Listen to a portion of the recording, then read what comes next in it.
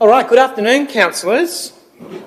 Good afternoon, those in attendance and those who might be listening in at their own leisure as well. In the opening of today's meeting, as we gather here today on the unceded lands of the Palawa people, they are the original and ongoing owners. I open today's meeting at 1 p.m. Please be seated. In the opening of today's meeting, as a part of Regulations 2025, I am to advise those attending that an audio-visual recording is being made of the meeting, and all persons attending, they are reminded to be respectful and considerate towards others, whether they're attending the meeting or whether they're looking in after. With apologies today, we do have an apology from Councillor Britton and also an apology from Councillor Gibson, who today has submitted and the CEO has received and accepted his resignation.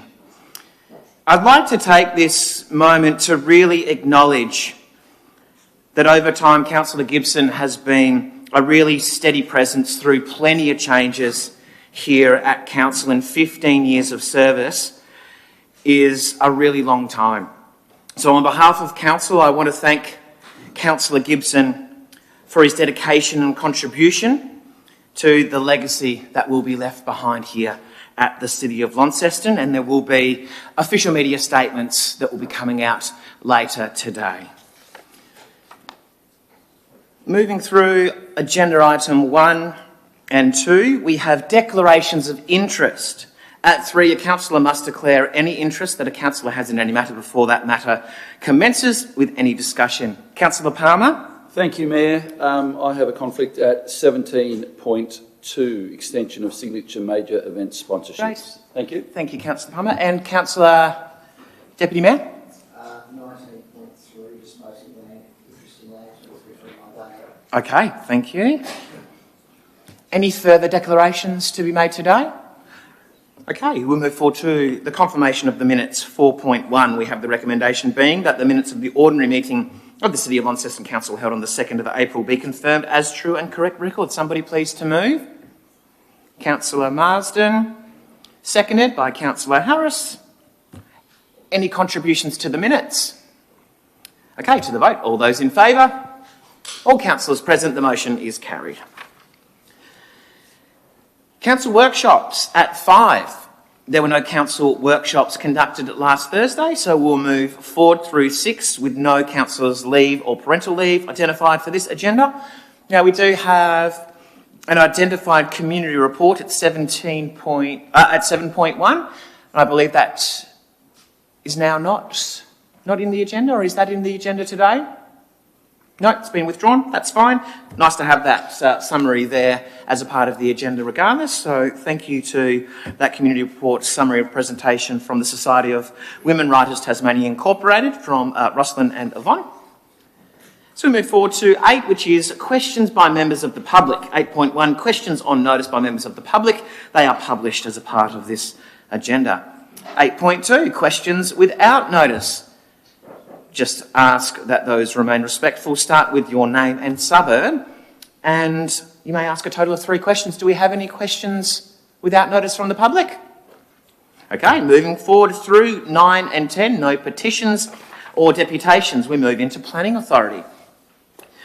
11.1, we've got under the provisions of the Land Use Planning and Approvals Act of 1993, Council acts as a planning authority in regard to items included in this agenda under item 11.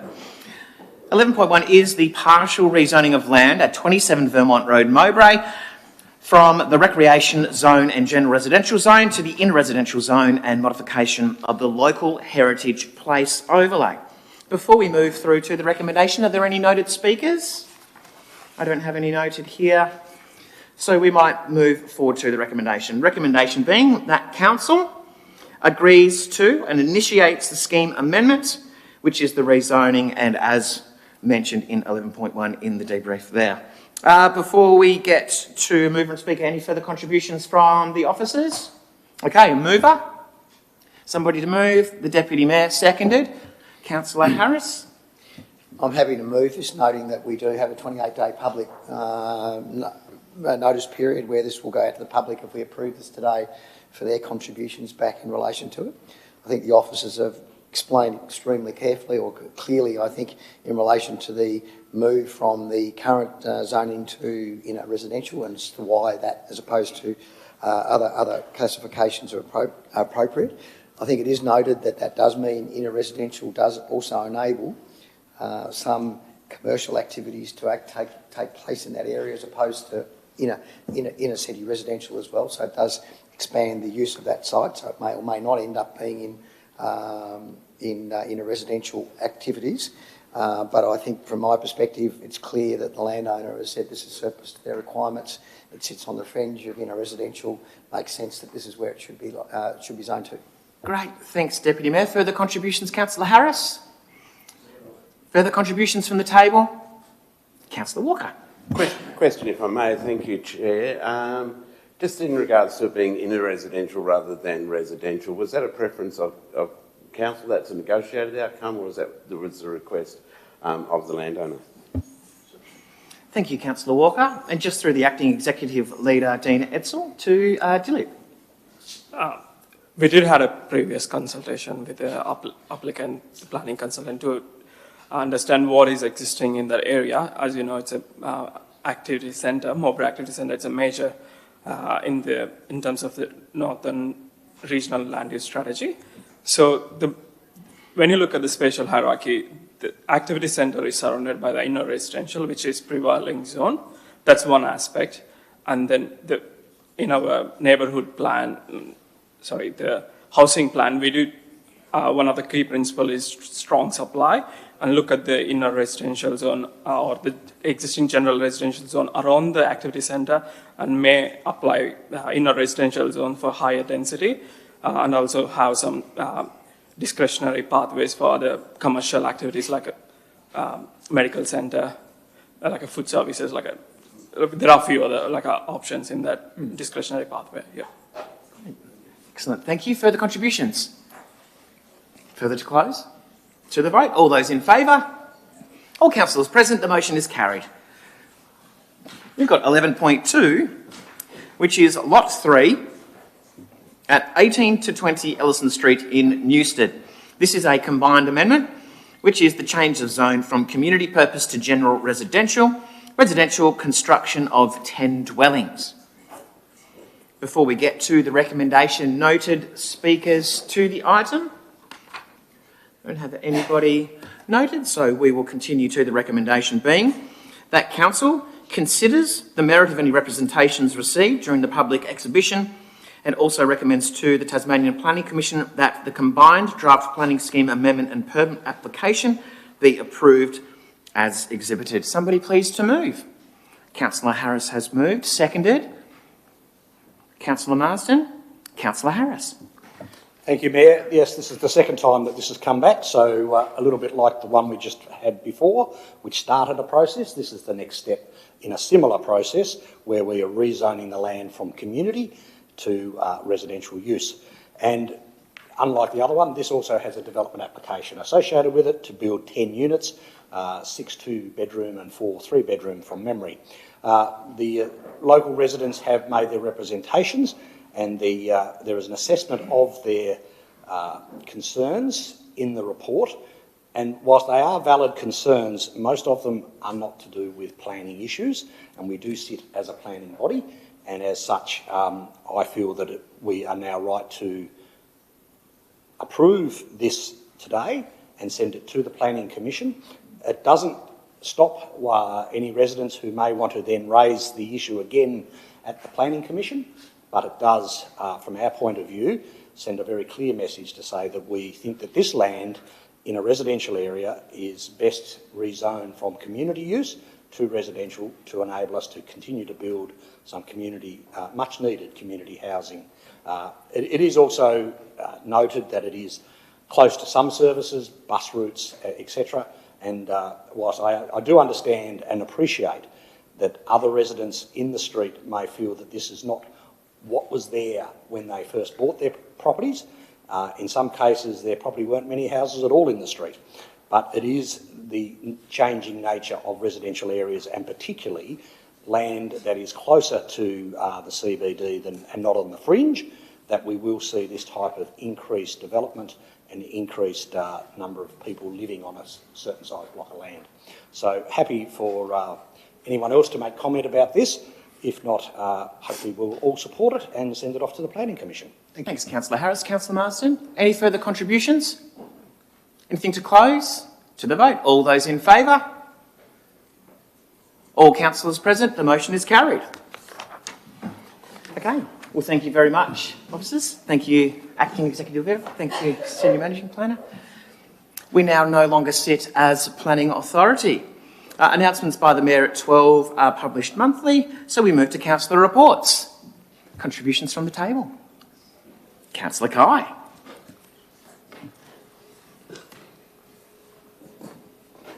Thank you. Over the Easter weekend, my family and I went to the Easter Saturday Children and Family Festival at the Riverbend Park. This festival showed a strong sense of community within Launceston. This annual event is where everything is free, from food and drinks, activities and games, to free giveaway of paintings and artworks beautifully handcrafted by Becky and Noel. A big shout out to the Christian community for coming together to organise such a meaningful celebration for families and children. On Easter Sunday, my family and I went to the World Street Eats event, also held at the Riverbend Park. It was a full day of entertainment starting at 11 a.m. and finishing off at 7:30 with explosive fireworks. We enjoyed a wide variety of delicious food, excellent music, cool kid rides, and engaging animal petting area. Adding to the mix, there was some charming local niche market stalls. Well done to World Street Eats for a wonderful Easter full-day event. On Sunday, the 12th of April, was the Nepalese New Year, entering into the year 2083. So that's 57 years ahead of our calendar. Deputy Mayor Mackenzie, Councillor Priest and myself had the privilege to attend this amazing, colourful celebration, which featured a vibrant cultural parade, traditional performances and live music. Launceston is very lucky to have a dedicated and active Nepalese community whose contribution enrich our city. This celebration not only marks the new year, but also fosters unity, embrace diversity and highlights the culture vibrancy that makes our community strong and inclusive. Thank you to the Nepalese Society of Northern Tasmania for bringing the community together to celebrate with you. This week is City Park Radio's 40th birthday. Congratulations on 4 decades of keeping the Launceston community informed, entertained and connected. Community radio plays such an important role in bringing people together, especially in a city as diverse and multicultural as ours. City Park Radio has been a voice for many in our community, celebrating different cultures, languages, and stories that make Launceston such a vibrant and inclusive place to live. This kind of platform helps people feel seen, heard, and connected to one another.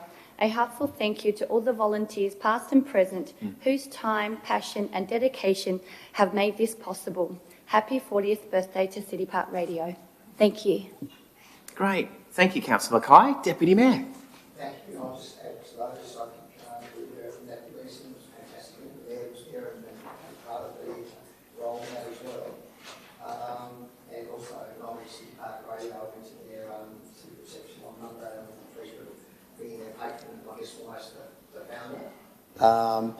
Don Wing to that event, who hasn't been well, but it was fantastic that he was celebrated in his efforts and what Launceston City Council actually contributed to the commencement of City Park Radio. So they're 40 years young and surging forward into the future. And I think they're delighted to be in our City Park radio station where it exists at the moment. And I think they're about to launch into digital access broadcast, I think is DAB, is that how it stands for? So they certainly aren't sitting on their laurels. They said we started with tape decks and reels and vinyl. We're now into the digital age, so it's fantastic to see what they're doing, and they do a great job in our community. Along with the Mayor, attended a Legat meeting last week for mayors and deputy mayors, which I think was really informative about what's going on in and around the state in regards to other councils. And, hi Colin. I'm just getting some fashion advice from Sorry. Councillor Harris. And also had the pleasure of opening the Easter Croquet tournament, where I think the Mayor not turning up to the annual croquet event was mentioned. But I tell you what, it's an absolute credit to that croquet club up there as to how well those grounds are maintained. It's fantastic. They keep telling me about the trees that drop nuts on it all the time, so it's something we still need to have a look at from a council perspective to try and improve their wellbeing. But certainly a fantastic event, enjoyed by many. And I just wanted to finish, just rolling off from the Mayor's comments in the opening about Danny. I started with Danny back in 2011, I think about October, so we're coming up to our 15th year. I've certainly enjoyed the time that I've worked with Danny. He has contributed greatly to this community in so many different ways. He's been a stalwart for all things Launceston. He's been a person who has challenged things where they need to be challenged and challenged them forcibly, but he's also been a man who's made sure that we got things done as well.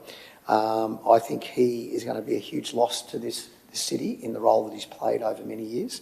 It's unfortunate the circumstances that occurred a couple of years ago that have sullied that issue, but that aside from things, nothing's been ever proven in any relation to those things. So I take that to one side and I just say, Danny, thank you for the great contribution you've made to Launceston. Your efforts will be remembered. Thanks, Deputy Mayor.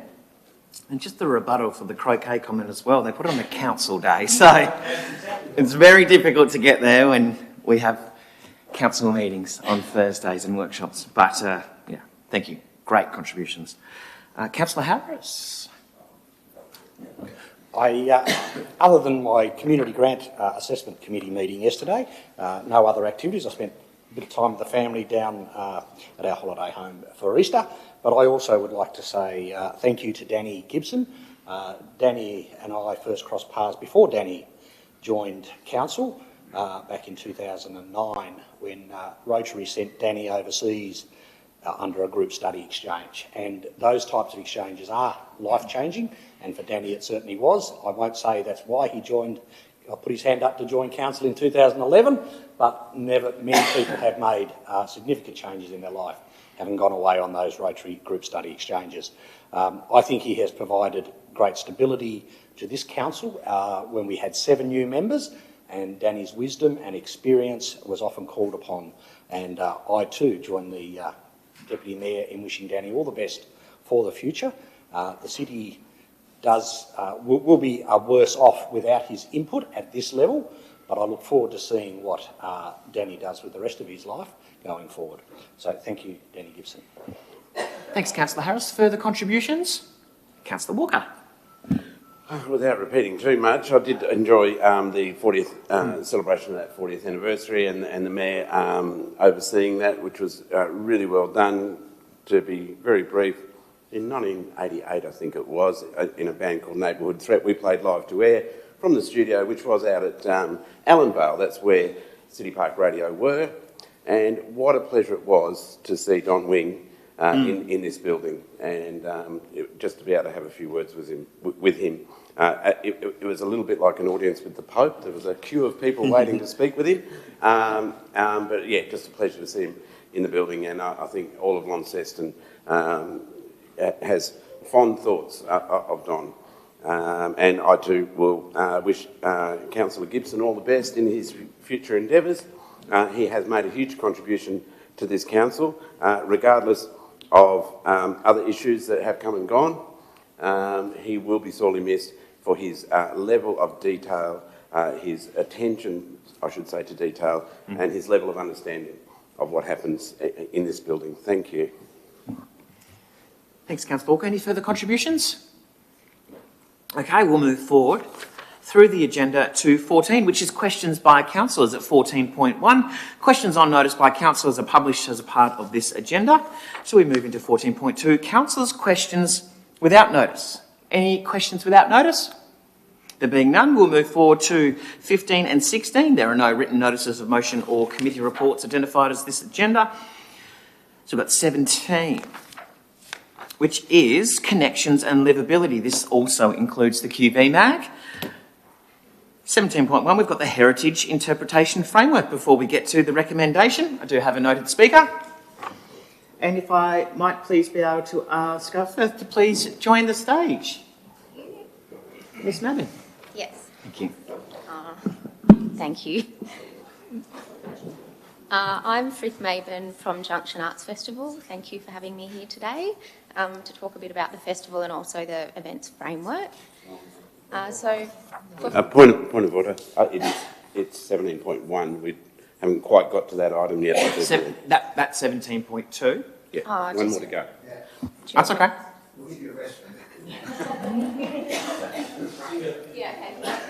Okay, thank you. Okay, yes, so 17 point is the Heritage Interpretation Framework. With no noted speakers on this one, we will just go to the recommendation, which is that Council adopts the Heritage Interpretation Framework. If I might be able to please have somebody to move. Councillor Harris has moved, seconded by Councillor Mackay. Councillor Harris. Yeah, thank you. I wasn't sure what to expect when I opened this reading the whole report, and I found it fascinating.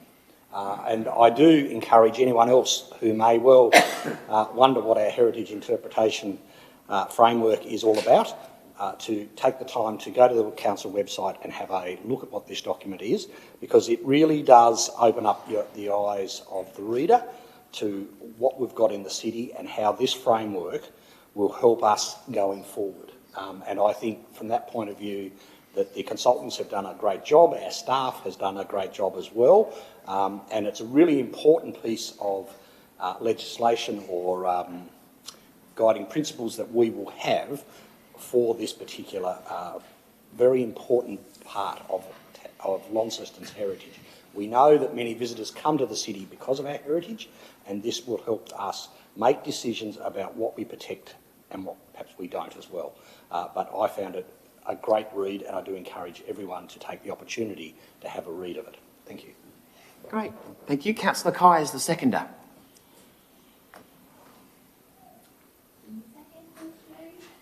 I'm just going to read a little section from here. So this framework responds to the city's commitment to recognising and communicating heritage and cultural significance within the public realm and establishes a consistent approach to interpreting Launceston's layered histories, landscapes and identities within the publicly managed space. Now, I agree with Councillor Harris, who says this is very important and that I think it's a good time now for us to adopt it before it is lost, like many other things that we have done reports on and not adopted. Thank you. Great. Further contributions, Deputy Mayor? Thank you. I just really probably only want to cite one thing, which is under risk implications. Non-adoption of the framework would risk the process of heritage interpretation to continue on an ad hoc basis.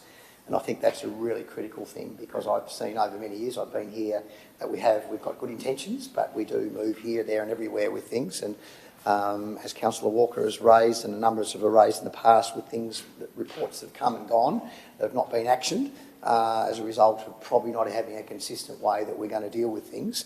This gives us that framework to work within, so it means that some of those reports that have actually been put into place in the past can now come into fruition and actually be acted upon. I know there has been actions, and I also appreciate doing things with a heritage lens over things isn't a slow process. So to do one heritage building is not a 5-minute exercise to go through and look at all the heritage narratives on this. But this framework is something that's going to guide us through this process so that we can actually have consistency in the way that we do things, and something that's going to be well appreciated by our community into the future, even though they will not see the benefits until they see them. Thanks, Deputy Mayor. Councillor Walker. Thank you. The word heritage, I wonder what that evokes in people. I wonder what people think if they're listening now and they hear that word, because of course it is something that Launceston has that we should hold up high and say and celebrate, and we do in some ways, but we're inconsistent with that. That in that bigger picture, it is our heritage, it's the livability of our city, and it's the natural environment of the Tamar Valley in general that we have to celebrate more above and beyond everything else. Things that many other places, and when it comes to our heritage, really no other city in this country has. So of course, I stand to support and encourage other councillors to support this framework. Of course, there's a lot of pinch points, whether it's planning rules, whether it's our response to the planning laws through our local provisions. It is people's attitudes. It's private ownership. It is any number of things. It's Aboriginal heritage that we have yet to really reconcile with our Aboriginal community. So much yet to be done. And I think when I first got on council 8 years ago, I thought I could solve all those problems, and I was sorely mistaken, but I will continue to contribute and I'll continue to advocate for consistency in those things, and that's what this report aims to bring, is that consistency. Yes, you might own a heritage property, you might admire the heritage buildings that we have. You might be an Aboriginal person in Launceston. I think there is something here for everyone to rally around and to begin to start a conversation that becomes greater than what we have even now. So that's my wish for what we have in front of us today, that we build on that. And there's such a long journey to go. It'll be continuous, and the framework helps us, and we can contribute to it to guide it further. Thank you for the work. Thanks, Councillor. Any further contributions? Anything further to close? I might, only because I couldn't find the 6 key themes, and Councillor Walker did touch on one of them. So the 6 key themes of this document are Aboriginal cultural heritage and history, water, the colonial and convict era, commerce and industry, a sense of independence, and living in Launceston. And those 6 themes then have many sub-themes. And so I do, as I said at the start, I do suggest that people take the time to read this, because I think it's really important to understand that those 6 themes, and to me, those 6 themes really resonated. So again, thank you to those who've done it, and I'm sure everyone will support this today. Thank you. Thanks, Councillor Harris. Putting it to the vote. All those in favour? That's all councillors present. The motion is carried. 17.2. We've got noting... Thank you, officers. Thank you. Noting that we have a declaration from Councillor Palmer. We've got 17.2, which is the extension of signature major event sponsorship 23, 24, 25, 26. Before we do get to the recommendation, we'll go to our noted speaker, Mrs. Maben. Hello, everyone. Thank you for having me here today. I'm going to talk about Junction Arts Festival. I'm the executive producer there. So for 15 years, Junction has transformed Launceston through our festival by activating our streets, laneways and public spaces, turning underutilised and sometimes perceived unsafe areas into vibrant places of connection, creativity and belonging, directly supporting Council's vision for a livable city where people feel they belong. Junction is proudly Tasmanian at its core. We commission and collaborate with local artists and create ambitious new work that reflects Launceston and its people. Through our programming, we build social cohesion, amplify diverse voices, and ensure Tasmanian Aboriginal artists are visible and heard. We also deliver real outcomes for the local economy and workforce by creating jobs, building skills, and strengthening the capacity of the arts and events sector in northern Tasmania. Each year, the festival contributes over $1.5 million in economic stimulus to northern Tasmania from Council's $45,000 support. Presented in early spring, Junction brings visitors into the city during the shoulder season, supporting hospitality, accommodation and tourism at a critical time. This isn't just events funding. It's a strong and proven return on investment that benefits local businesses, drives visitation and strengthens Launceston's reputation as a cultural destination. Junction welcomes the new direction of the grants framework and its focus on place-based outcomes, innovation and community impact. This is exactly the work Junction has been delivering for many years. We understand that under this framework, we will be eligible to apply for up to $50,000 in future rounds. To maintain continuity and impact during this transition, a reduction to $20,000 this year would diminish the scale of the 2026 festival, weakening both social and economic outcomes. We are grateful that the assessment panel has recognised this and recommended extending Junction's funding at $45,000 for one more year. This is a practical, measured approach that protects a proven event while we transition into the new framework. Junction has a strong track record of delivery, impact and community value, and with your continued support, we can maintain that impact and continue delivering real returns for Launceston across culture, community and the economy. Thank you. Great. Awesome. Thank you. Thank you for taking the time to come in and speak to the agenda item there as well. So as we do move through to the recommendation now, I have no speakers listed after. The recommendation is that Council approves a one-year extension of the previously approved signature event sponsorship funding for Junction Arts Festival and the Tasmanian Open Dance Sport Championships in the amounts of $45,000 and $18,200 respectively. Noting that we have the disclosure, we'll work with both together. Somebody please to move. Councillor McMahon, seconded by Councillor Harris. Councillor McMahon. Thank you. As you can see noted in the report, the Signature Event Funding Program was established to provide multi-year support to event organisers, enabling long-term planning, continuity and the delivery of high-value established events. Funding was originally allocated for a 3-year period due to the conclusion of the current events policy. As we haven't yet considered the new event funding policy, the assessment panel noted that putting these two events into the current major and small event sponsorship program for 26-27 could have a severe impact on the delivery and programming of these events. As a panel, we would like to recommend a 1-year transition extension of funding for both Junction Arts Festival and Tasmanian Open Dance Sport Championships, both previously supported under the Signature Event Funding Program. A 1-year extension of signature event funding maintains continuity, supports fairness in funding decisions and remains within approved budget parameters. Our recommendation is that both events receive previously funded amounts of $45,000 for Junction Arts Festival and $18,200 for Tasmanian Open Dance Sport Championships. My hope is that all councillors around the table today vote favourably to recommend for this recommendation. Thank you. Thanks, Councillor McMahon. Councillor Harris is the seconder. Any further contributions? Nothing further to close, Councillor McMahon? No. Oh, excellent. To the vote. All those in favour? All councillors present, the motion is carried. 17.3. As we welcome back Councillor Palmer, we've got the outgoing grants policy and events grants program documents. Thank you.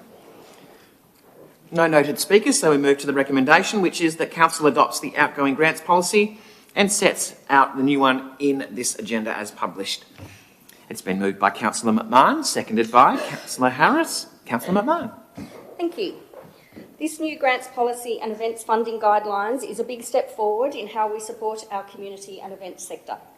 It brings together what we have learnt from past funding rounds, assessment processes and council discussions, along with good practice from around the country into one clear and consistent framework. The key change is a shift from a transactional funding model to a partnership approach. This means council is not just funding events but working alongside event and community organisers to support better planning, delivery and outcomes. This new model has been designed so all existing council-funded activity has a clear place within it. No current events or community initiatives fall through the gaps. The funding streams are simpler and clearer. They make it easier to understand what is available, how to apply and what is expected. We have also strengthened governance with clearer assessment, budgeting and reporting requirements, so there is a greater consistency and confidence in how decisions are made.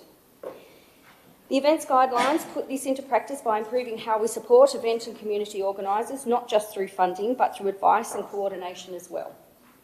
Overall, this gives us a clearer, fairer and more consistent system that supports better events and better outcomes for the city. And it aligns with our goal of a more vibrant and active Launceston and links into our strategic plan that we, around this table, all assisted to develop. Thank you. Great. Thank you. Councillor Harris, anything further? Only to say, I guess hidden, not hidden, but in the draft terms of reference, the panel composition will change from what it is currently. The proposed changes will see a minimum of 2 council officers selected on their relevant expertise from across 3 different areas of council operation, up to 2 councillors and a non-scoring probity officer, with the ability for up to 2 external expertise to be added to the panel where specialist knowledge is required.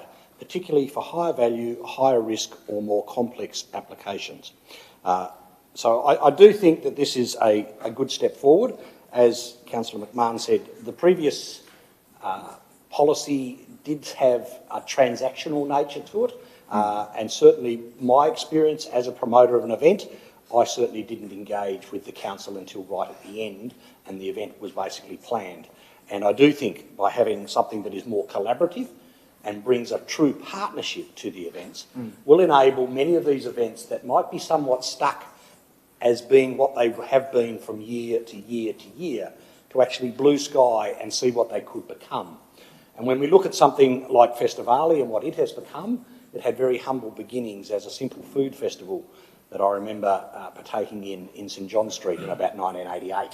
So it's come a long way since then, and I would like to think that many other of our events could in fact grow to become destinations and make Launceston a city, not just to be a base camp for travelling out into other parts of the region like Derby or Cradle Mountain, but actually a destination for events, that people come to Launceston to participate in events that are absolutely class events, world-class events, and that people know Launceston for its event culture. And this, I think, will take us partway towards that. It's then over to the event promoters to do the rest. But certainly Council will do what it can to help it happen. Thank you. Great, thank you. Any further contributions? Councillor Walker. Thank you, Chair. I just might start with a couple of questions, if I may. In some ways,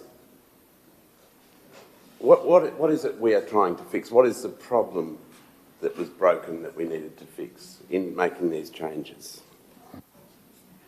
Thank you, Councillor Walker. Through Executive Leader again.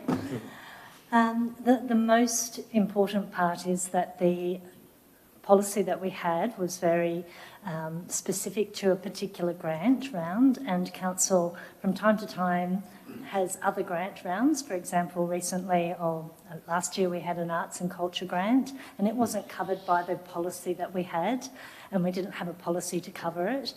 Council's also run a couple of other grant processes that would have been outside that policy. So this policy is a higher level, all-encompassing policy that will cover any grant that Council decides to choose to do in the future, and the guidelines would be specific to those grants. Secondly, I certainly expressed on a couple of occasions through this process my concern that we are removing community members who are members of panels that make the assessments and have been a part of events grants assessments in the past. What is the rationale behind that change? Thank you. Thank you, Councillor Walker. Generally, efficiency, so being able to have smaller committees makes them more efficient, and also not being... we haven't had great attendance at a lot of meetings particularly, so it just keeps it smaller, more refined, focused, and it becomes people's jobs rather than something that is a burden on somebody. Councillor Walker to speak. To speak, thank you, Chair. Look, I appreciate the terms of reference that have been listed here today, and I understand the reasons why, and of course I'm supportive of the idea of streamlining what council officers do with events so that we can dovetail to suit their needs, to create, help create events that have the most success possible. All of those things are wonderful initiatives. I sincerely don't understand why we would step away from community representation in that process. We have it limited in certain areas within our council, with our various committees where we do have community members, and it may be the case that they haven't always participated fully.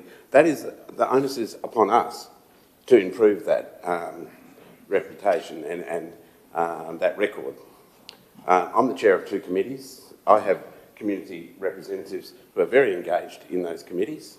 I have been on Community Grants Committee, the Waste Management Committee. I've not been on the Events Committee ever, but I imagine it's a similar process there, where community members do have that input. And if there is a problem with that, in terms of attendance or contribution, then we should address that, make it more desirable, and give recognition to those community members who give of their time freely. And it's different than a councillor being on that committee. A councillor has other judicial governance responsibilities to represent on that committee.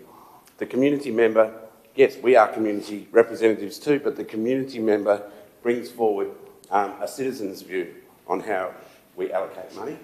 And I think it is imperative that that continues. And I think it is really important that that is encouraged and rewarded and acknowledged. And these are things that we haven't done in the past. Perhaps that's why there have been some issues there. I do not think that the two here are concomitant, that we have to make that change in order to achieve this. I think we can separate the two. So I will not support this today for that very reason, that I think our connections with our community are far too important, and that community representation needs to be encouraged, nurtured. These are people who could be future councillors. These are people who might even work for council one day. Who knows? But we need that connection with our community. And unfortunately, this is a step in the wrong direction. Thank you, Chair. Thanks, Councillor Walker. Any further contributions? Deputy Mayor. I'd start with a question. I note that there is the ability for us to appoint community representatives to specific funding rounds. Can you explain how that's done and who makes the decision for that? Thank you, Councillor.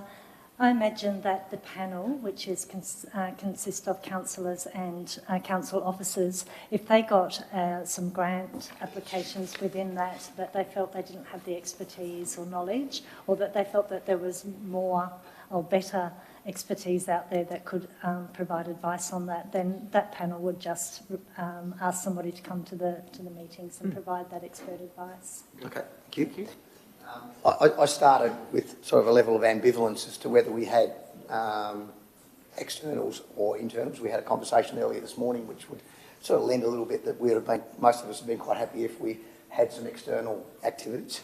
But I'm reminded by my councillor to my right here that we're here to represent our community. And so that's what we do as councillors as well as individuals. So in my view, we've been elected to represent our community, and therefore I see us as being relevant people in the community to actually make decisions on behalf of events. So based on the fact that I've had discussions with those that have been involved in the events funding rounds and event committees for some time, and they're comfortable with the fact that 2 councillors and 2 council officers are sufficient in most cases, with the ability to subscribe somebody else to that committee where it's necessary to assist in making that decision, I'm comfortable to adopt it. Because overall, I think the policy is a really good policy. It brings everything together. It makes it a lot clearer, cleaner, and a lot sort of easier process for everybody to go through, including council and those people applying for funds on the way through. So I support this today. Thank you. Thanks, Deputy Mayor. Further contributions? Councillor McMahon to close. Thank you. I'd just also like to clarify that at the moment there is actually not a community member as such. It's a representative from the Chamber and VNT, so not an actual community member. And there will be a pool of 4 councillors to draw from, 2 councillors at a time on the panel, and I believe, as has been mentioned, that we represent our community as elected community members. And it also states in the policy that expert opinions will be called upon from the community if required, as stated in the new policy, which I am in full support of. This reform brings everything into one clear framework and improves consistency, transparency and fairness. Council is no longer just funding activity, but working alongside event and community organisations to support stronger planning, delivery and outcomes. It is designed to make it clearer and more accessible, not harder. Applicants will have simpler pathways and a better understanding of expectations and criteria. The model has been designed to ensure all existing council-funded events and community activity have a clear and appropriate pathway under the new system. It strengthens governance. Council is responsible for public funds. Stronger assessment, clearer reporting and improved probity ensures decisions are consistent, fair and defensible. It delivers a clearer, fairer system with better targeted funding, stronger events and improved outcomes for the community, the economy and city vibrancy. So I will be supporting this new policy. Thank you. Great, thank you. Putting it to the vote, all those in favour? Those against? Councillor Walker against. The motion is carried. Thank you. We have no community asset and design at 18 that's been identified as a part of this agenda. So we move forward to 19, delivery and performance. 19.1, monthly financial performance report as of February 2026. We've got the recommendation being that Council notes the monthly financial performance report outlining both capital and operational results for the period ending the 28th of February. No noted speakers. Somebody please to move the recommendation. Deputy Mayor, seconded by Councillor Harris. Contributions, Deputy Mayor? Yeah, look, I stand to say, look, we're in a fairly good financial position relative to where we budgeted to be. Having said that, there are some overruns and underruns. We've done well in some areas and so forth, and I must admit, trying to get a clear picture as to where we're going to end up at the end of the year is not easy. I know there's some attempt to tell us what's going to move and so forth. Now, a lot of organisations that I'm involved in, and I know Mr Fraser here was involved in one of them, would probably at the end of 8 or 9 months do a 9+. I would like to see this council adopt that view as to where we think we're going to end up by doing a 9+ at the end of next month to say, okay, well, this is where we're at the moment. What is reasonable to predict over the next 3 months to determine where we're going to end up at the end of the year, because at the moment we've got a significant savings in there. There are some things which have cost us money, like some of our Project Shape and various other things that have come through, which are not necessarily, and I'd probably like to do a little bit more not analysis right here now. I'll probably come and see you independently to go through those sorts of things. But I think from our perspective, we're leading into a budget period now where we've sent out a budget to say we're going to have a 4.9% increase in rates in the next 12 months. And we're trending to come in with a budget deficit of over $3 million in that period of time.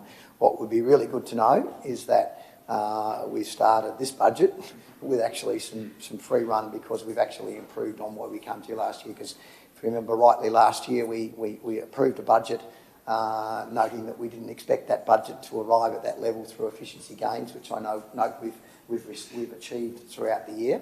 So what I'm really keen to see is what those efficiency gains are going to deliver us to at the end of the year. So if we're coming in under the budget or better the budget, it actually helps soften where we're going to when we're making decisions on our current budget. So that's more sort of a preemptive to sort of think globally about where we go.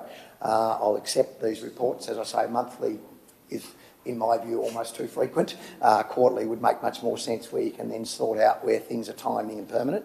Having said that, I think we get to the end of the March run, I'd really like to see those projections going forward so we can see what sort of things we're likely to bank and what we're working on to try and make sure we hold on to. Thank you, Deputy. Councillor Harris is the seconder. Yeah, just a quick summary for those who might be listening. Expected forecast was to be a deficit of $98,000 at the end of February. We are in fact a surplus of 2.1 million, which is a good result, as said, but it is, I guess, brought about mostly by one of two things. One, the employee benefits were $1.3 million favourable. That means we haven't spent the money on wages, which is a concern, because that means that we have unstaffed positions, which will ultimately, and is mentioned, that is affecting our actual income. And finally, the one of most concern is that a variance of $510,000 in the materials and services in the first 8 months indicates that the price of goods and services is going up. And as such, it will be interesting to see what the 9 + 3 equals with those types of things in place. I do believe that we have made improvements in employee benefits, and in fact have managed to fill more of the positions. So that will obviously reduce the amount of the amount we're spending on wages, which will have a double wham effect on what the expected surplus is, or in fact what sort of deficit we end up with. But yes, thank you very much for all the hard work that our financial controllers do. It is a big business. We are a $150 or $160 million a year business, and it is no mean feat to keep track of it all. And whilst I can appreciate the quarterly reports would be fine, I do also appreciate the monthly view. Thank you. Thanks, Councillor Harris. Further contributions? Councillor Walker. Yeah, I did want to ask about that materials services deficit, and either the CEO or our CFO, that's not your title, but near enough, what are the have we, I know we're doing efficiency reports. I don't think we've had one recently, but nonetheless, have we made any sort of recent imperatives, I suppose, in regards to increased cost of fuel, for example, and more efficiencies in regards to use of resources?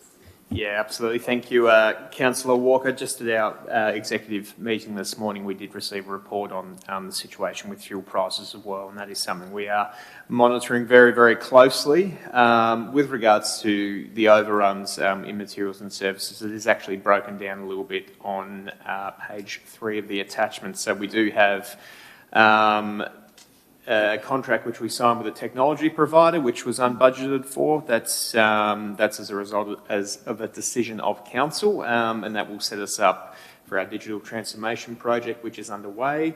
There are a few other things, such as some renovation works within Town Hall at Remountain Road, so working on our staffing accommodations, which have been well and truly underfunded over the years. And we've also spent a significant amount of money looking after our community facilities as well, which wasn't budgeted at the appropriate level. So it's a bit of a mix of some unbudgeted costs, but also reacting to those market pressures such as fuel, which has a knock-on effect to electricity prices and that sort of thing as well.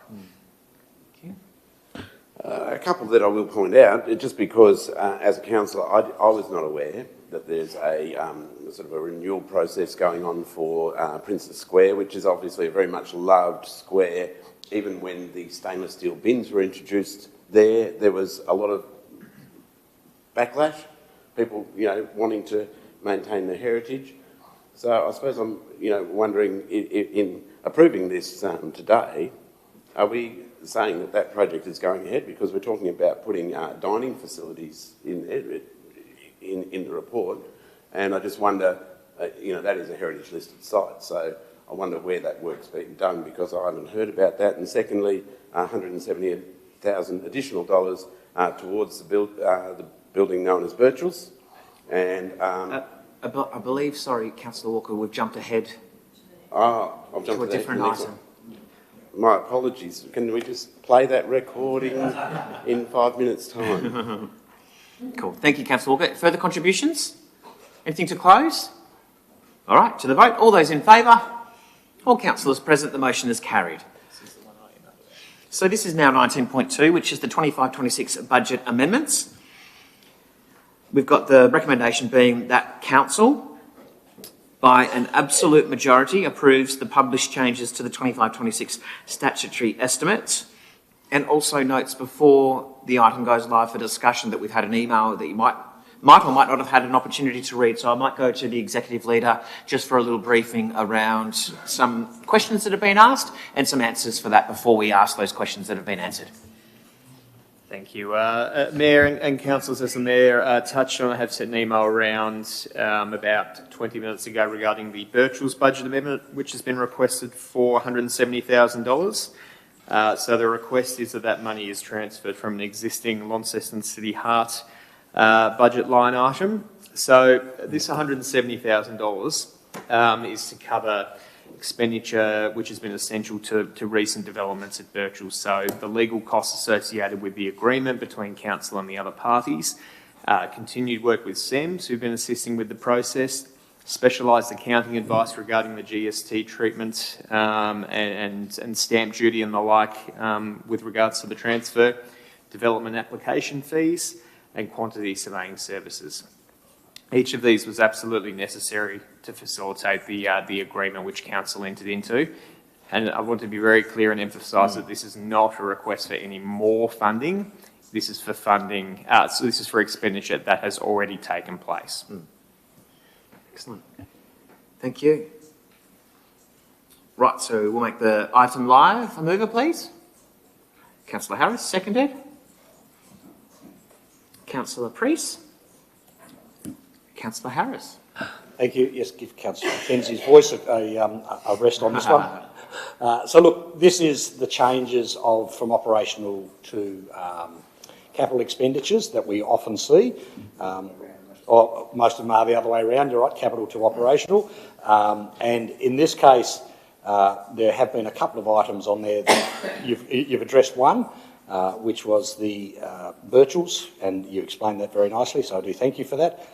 The other ones that others may wonder about, and I'm just looking for it now, is the York Street car park through Launceston City Heart, which is under the City Heart to look at the feasibility of how a medium-density housing development could be built on the York Street West car park through a well-designed development that suits urban renewal and aligns with Council's strategic growth objectives. So this is something that I have long advocated for, and to get $75,000 for this stage 1 and stage 2 assessment of whether it is possible is something that I think is a big step forward in what we have been saying in our strategic plan that we have to do, and yet here in Tasmania we have struggled somewhat to do, and that is to build more medium density inner city housing. So I'm very happy to move this particular motion today, and I do hope that others who might have questions might either stand and ask them or hopefully stand and support what we are doing, and look forward to their comments. Thank you. Thanks, Councillor Harris. Councillor Priest? Thank you, Mayor. I think that Councillor Harris has just cleared up my question in regard to the feasibility study of the York Street West car park. So thank you for that. No further at this stage. Thank you. Thank you. Councillor Walker? Thank you, Mayor. Through you, Chair. Yeah, good.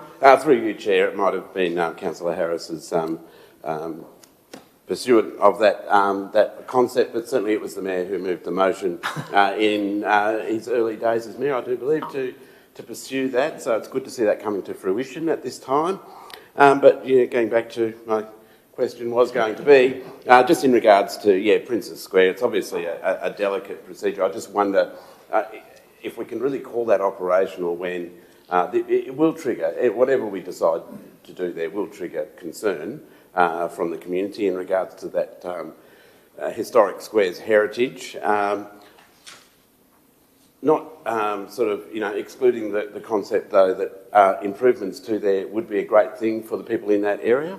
I just want to know what the process is and how we can call it operational when really it's got to trigger a lot of other concerns, most namely heritage. Great. Thanks, Councillor Walker. Executive Leader. Thank you, Councillor Walker, and I'll do my best to answer this question. It was assessed by the City Heart Project Steering Group, and they have assessed the application for that project, and it does address deliverables under the City Heart Place Plan. That's about all the information I can provide. I'm not part of that group, but I can certainly take it on notice and get some more information for you if you wish.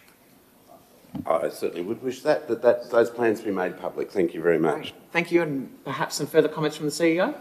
Thank you, through the Chair, and Councillor Walker. Whilst I don't have the full project details, but we'll certainly can get them and probably even circulate them through the bulletins, make it easier for all councillors. But what I am aware of is a good portion of that relates to vegetation issues within Princess Square. And I know that our open spaces team have been working for a period of time with landscape architects on how they could revegetate Princess Square and also deal with some of those antisocial behaviours, which was identified around some of the types of trees that we have and, of course, the actual way in which those trees are at the moment. So I suspect a lot of that will relate to a significant amount of landscaping. Great. Excellent. Thank you. Question, Deputy Mayor? Two questions more broadly. One is we've got a very big bucket here for City Heart, 3.235 million. Just questioning how that budget's put together. Is it sort of, we think there's roughly this amount of money we're going to be spending on it this year without having any prescriptive information, because if there's prescription in there as to what that money was to be spent on and we're now spending on something else, does that mean we're not doing that any longer? Or alternatively, is there just a bucket of money and we've said we're going to need to spend this amount of money to advance the City Heart project? So that's number one. Number two, I'll just get that in at the same time. Was just more, I completely lost my line of thought on that.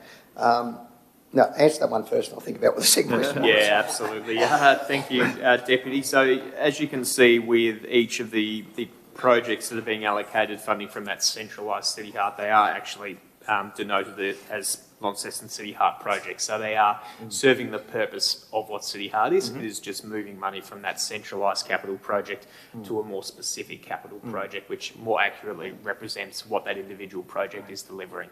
So my point really is that did we have projects in mind when we put that 3.2 million together, which we are now diverting into other projects, and therefore they won't necessarily now be spent on that? That's correct. It is not a bucket of money. There is a rationale behind each project that was allocated to that major project. So that being the case, I mean, if we then said, okay, we'll take the 75,000 for the York Park, York Street car park, which wasn't originally envisaged in the 3.235, that means $75,000 that you may have had planned for something else is now not going to be able to be spent, or is that going to be future budgeted?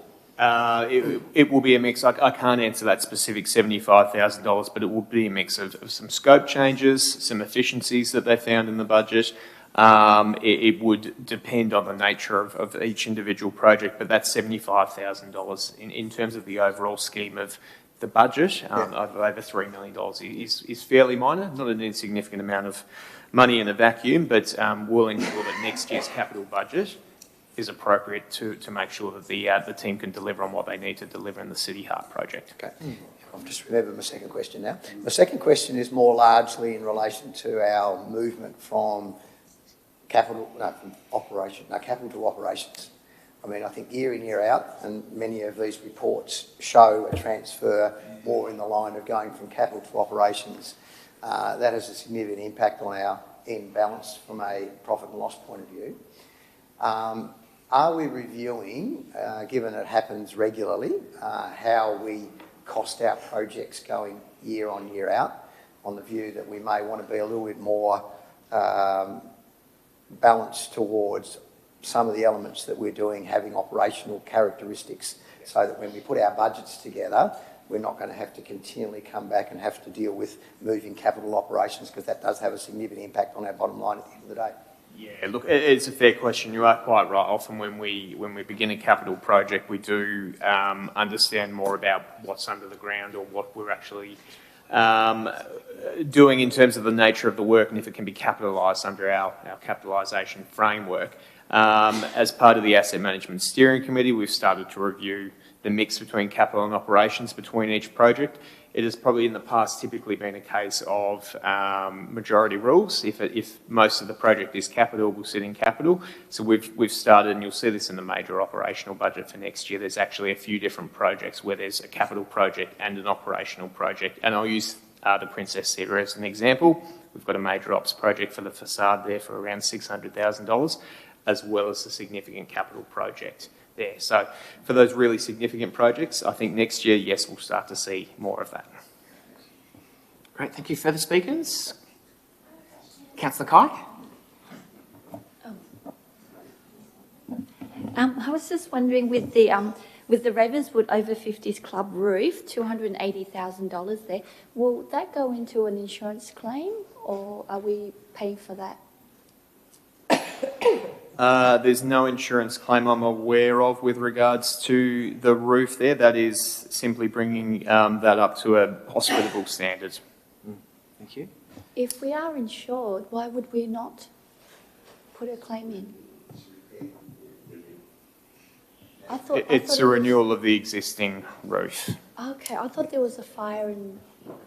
Or was this the outside, is it? The roof? Okay, my bad. Thank you. That's okay. Thank you, Councillor Kai. Further contributions? Anything to close? Sorry, we'll ask just a question. I thought someone else might have done it. The bus interchange has now, from City Heart, which was $5 million, we have a bus interchange transfer of $620K, and also the City Heart two-way streets, $690K. I would imagine that is not sufficient. Is that simply what's going to be spent this financial year on those two projects? Thanks, Councillor Harris. Question on page 63. Thank you for the page reference there.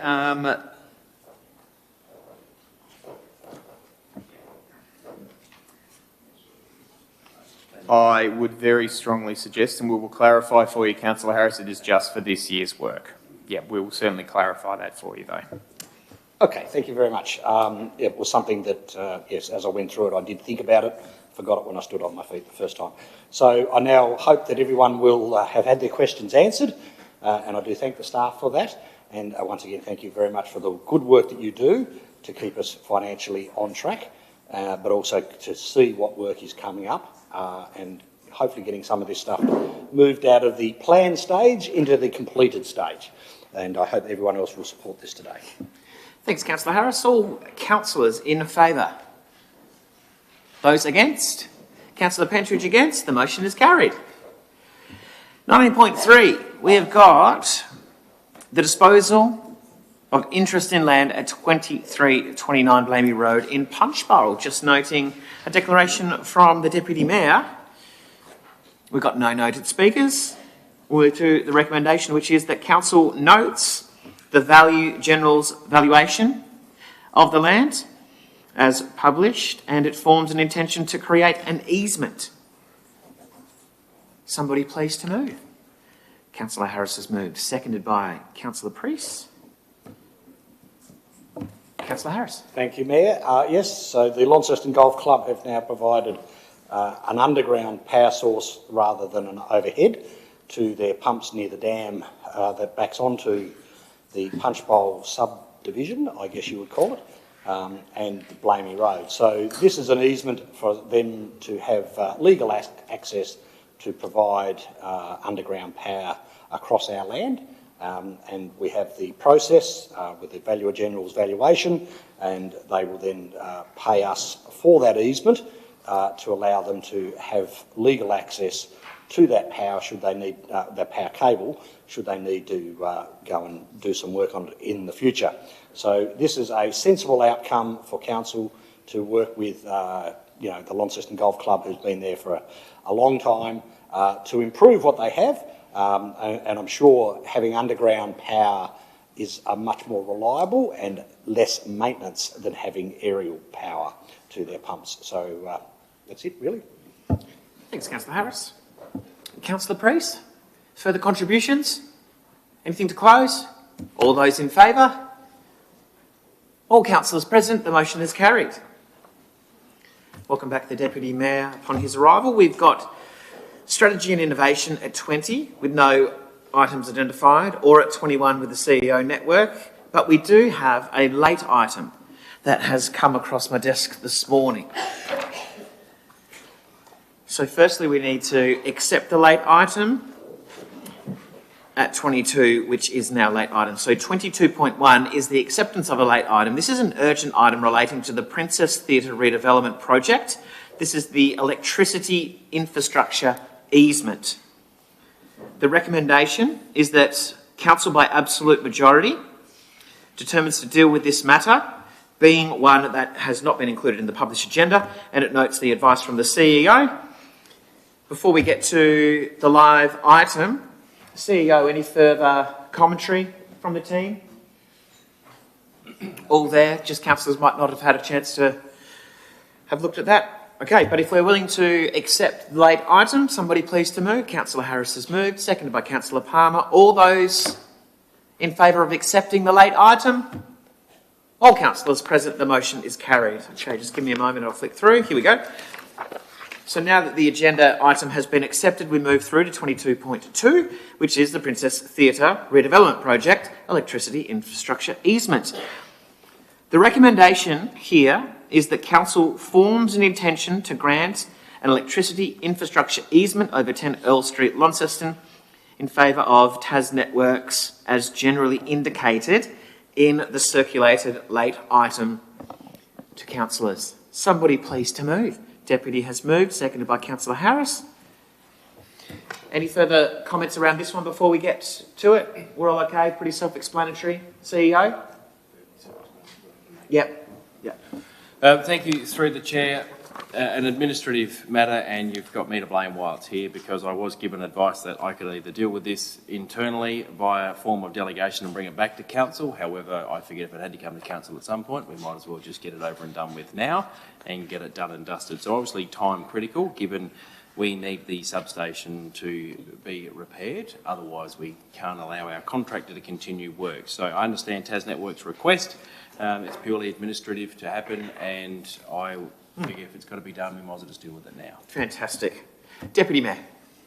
Thanks. I stand personally to say that I've conflict of interest in most things that I've done with Princess Theatre. I don't see this in the same light, and the fact that we're actually dealing with the building itself, nothing to do with my non-pecuniary interest as being a member of the board of Theatre North. To me, this is quite straightforward. We need to move the substation. TasNetworks won't move the substation unless we give them the easement, so we just need to get on and do it. Fantastic. Anything further, Councillor Harris? Contributions around the table? Councillor Walker? Yes, I stand to question, I suppose, the location of where it's being moved to. That was always in the plan, to keep it on site. There was discussion that the infrastructure might leave the site. That's not an option? No, certainly not at this stage. Not at this stage, I know. So we're left with, what will be a expensive bill for moving it a few metres, but still on our property, essentially. I struggle with the expense at the time, and I won't be supporting it. Thanks, Councillor Walker. Any further contributions? Anything to close? Just in relation to the substation, it's always been on the land there. We did explore the opportunity of moving it off-site. TasNetworks weren't keen to do that.